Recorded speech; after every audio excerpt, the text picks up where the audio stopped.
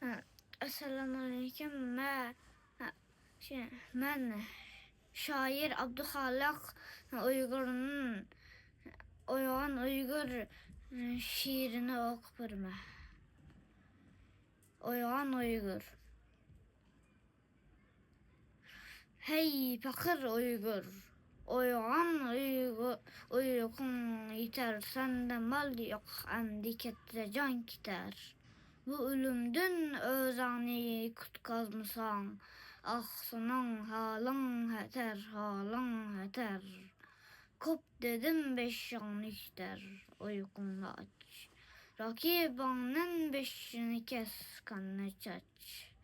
Göz açıp etrafka optan bakmasan. Ölürsen armanda bir gün yok ilaç. Hel mu cansızga okşaydı tanan.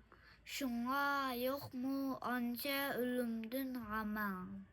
Çakırsam kımırmayla yetsen. Oyanmay ölmekçi mu sen çöpitan. Gözünü yugan açıp etrafka bak. Öz istikbalın hakkında oyla uzak. Ketse bu kollin bu ganimet bursti. Kilecek işin çatak, işin çatak.